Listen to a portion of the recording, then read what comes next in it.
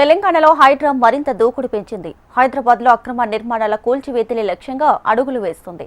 ఈ నేపథ్యంలో హైడ్రా ఫిర్యాదులపై తెలంగాణ ప్రభుత్వం మరో కీలక నిర్ణయం తీసుకుంది.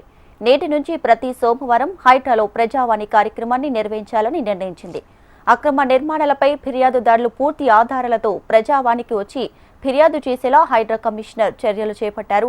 ప్రతి సోమవారం ఉదయం 11 నుంచి 2 వరకు, మధ్యాహ్నం 3:30 నుంచి 5 వరకు ఫిర్యాదులు స్వీకరించనున్నారు హైడ్రా అధికారులు. పెద్ద సంఖ్యలో ఫిర్యాదులు వస్తాయని భావిస్తున్నారు అధికారులు. వచ్చే ఫిర్యాదుదారుల నుంచి ఎలాంటి ఇబ్బందులు లేకుండా ప్రత్యేక ఏర్పాట్లు చేయాలని కమిషనర్ అధికారులను ఆదేశించారు.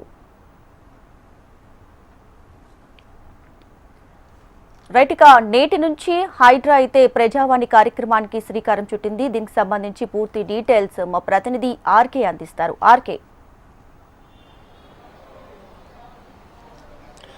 దీపిక, హైడ్రా అధికారులు చాలా కీలకమైన నిర్ణయం తీసుకున్నారు. వాస్తవానికి చాలా రోజుల కిందటే ఇలాంటి కార్యక్రమం నిర్వహించాలని వాళ్ళైతే భావించడం జరిగింది. ఇప్పుడు ప్రస్తుతం జీహెచ్ఎంసీలో చాలా కీలకంగా, అలాగే చాలా సక్సెస్ఫుల్ అయిన ప్రజావాణి కార్యక్రమం ఏదైతుందో ఆ ప్రజావాణి కార్యక్రమాన్ని యాజ్ టీజ్ గా హైడ్రా కూడా తీసుకోవడం జరిగింది. ఈ రోజు నుంచి అంటే ప్రతి సోమవారం కూడా ఉదయం 11 గంటల నుంచి 2:30 వరకు, అదే సమయంలో 3:30 నుంచి 5 వరకు, ఈ 2 సమయాల్లో కూడా పూర్తి స్థాయిలో ఈ హైడ్రాకి సంబంధించిన ఎవరైతే కంప్లైంట్లు చేయాలనుకున్నారో అక్కడ హైడ్రా కార్యాలయానికి వచ్చి ఫిర్యాదు చేయొచ్చు అంటూ కూడా హైడ్రా కమిషనర్ స్పష్టంగా చెప్పడం జరిగింది. అయితే ఎవరైతే ఫిర్యాదు చేయాలనుకుంటున్నారో వాళ్ళు మాత్రం పూర్తి ఆధారాలతో సహా రావాల్సి ఉంటుంది. అంటే అక్కడ చెరువు కబ్జాకు గురైంది అనే విషయాన్ని, గతంలో ఆ చెరువుకు సంబంధించిన ఎఫ్టీఎల్ ఎంత ఉంది, ఇప్పుడు ఎలా ఉంది, ఏంటి అనేది పూర్తిగా కూడా ఆధారాలతో సహా రావాలి అనేది హైడ్రా కమిషనర్ సూచించడం జరిగింది. మరోవైపు ఇప్పుడు ప్రస్తుతం ప్రతిరోజు కూడా హైడ్రా కార్యాలయానికి దాదాపుగా 50 నుంచి 60 కాల్స్ వస్తున్నాయి. కాబట్టి ప్రస్తుతం మొదటి 2-3 వారాలు కూడా 50 నుంచి 60 మంది వచ్చే అవకాశం ఉంటుంది ఫిర్యాదులు. కాబట్టి వాటికి సంబంధించి కూడా ప్రతిరోజు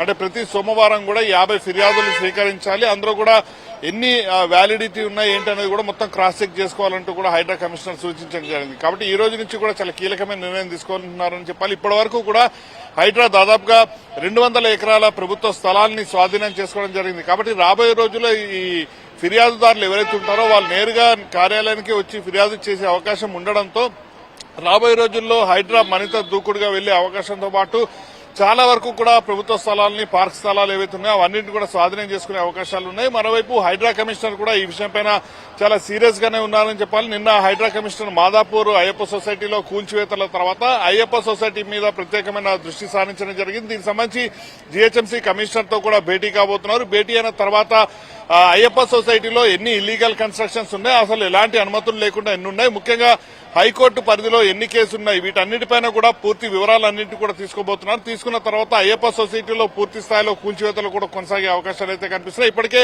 హైడ్రాకి సంబంధించిన హైడ్రా కమిషనర్ దాదాపుగా ఒక ప్రత్యేకమైన లిస్టును రెడీ చేసుకోవడం జరిగింది. అందులో 70 వరకు కూడా కూల్చేందుకు సిద్ధంగా ఉన్న వాటిని అన్నింటి కూడా రెడీ చేసుకున్నట్టు కూడా సమాచారం అందుతుంది. కాబట్టి ఇప్పుడు ఏదైతే ప్రజావాణి అందుబాటులోకి తీసుకురావడం జరిగిందో ప్రజావాణి అందుబాటులోకి వచ్చిన తర్వాత ఫిర్యాదుల సంఖ్య పెరుగుతుంది. అదే సమయంలో ఫిర్యాదులు వచ్చిన తర్వాత వాటన్నిటి కూడా తమ లీగల్ టీం ఏదైతే ఉంటుందో ఆ లీగల్ యాక్షన్ టీమ్ తో కూర్చుని మొత్తం కూడా వాటన్నిటిపైన కూడా పూర్తి స్థాయిలో చర్చించిన తర్వాత కూల్చివేతలకు కూడా వెళ్లే అవకాశం ఉంటుంది. ఏదేమైనా కూడా ఈ రోజు నుంచి కూడా ప్రజావాణి అయితే అందుబాటులోకి హైడ్రా తీసుకురాబోతోంది. Deepika. Right RK, thank you.